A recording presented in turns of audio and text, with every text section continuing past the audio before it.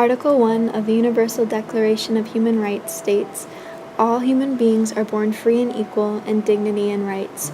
They are endowed with reason and conscience and should act towards one another in a spirit of brotherhood."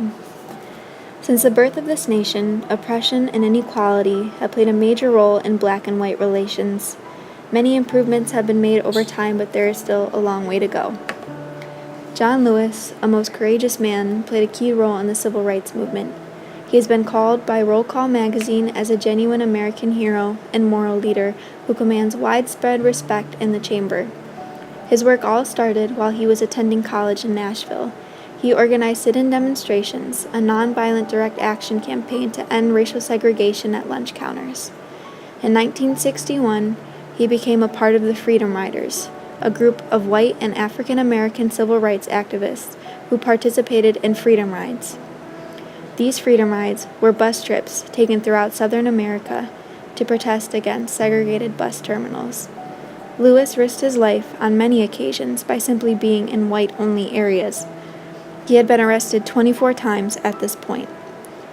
During his time in the Freedom Riders, Lewis joined the Student Nonviolent Coordinating Committee, or the SNCC, and in 1963, when the chairman at the time stepped down, Lewis was elected to take over. Lewis wasted no time and immediately started planning and took part in the March on Washington.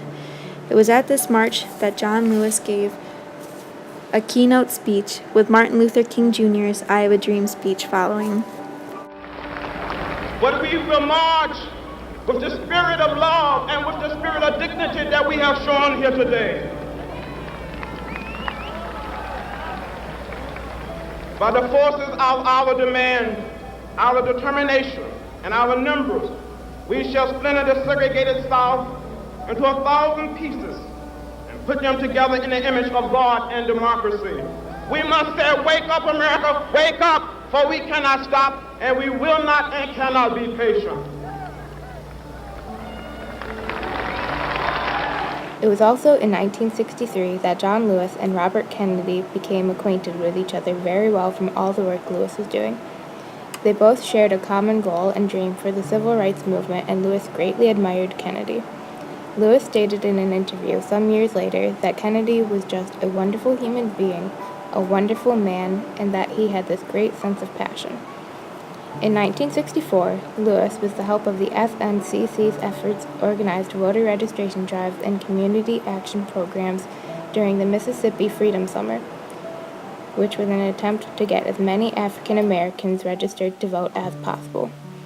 The following year, Lewis helped to lead over 600 peaceful protesters across the Edmund Pettus Bridge in Selma, Alabama. They had planned to march to Montgomery to demonstrate the need for voting rights in the state of Alabama. However, they were attacked by Alabama state troopers in a violent confrontation that is known as Bloody Sunday. Photographs and news reports exploiting this cruelty helped to hasten the passage of the Voting Rights Act of 1965. Despite numerous arrests, brutal physical attacks, and serious injuries, John Lewis remained a devoted advocate of nonviolence and continued his work in the movement. In 1986, Lewis was elected to Congress and serves in the U.S. House of Representatives to Georgia's 5th District to this day. However, in today's society, racism and discrimination are still leading problems.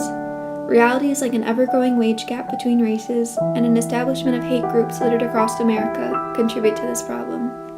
It is now time to step away from ignorance and move forward towards harmony to create a better way of living.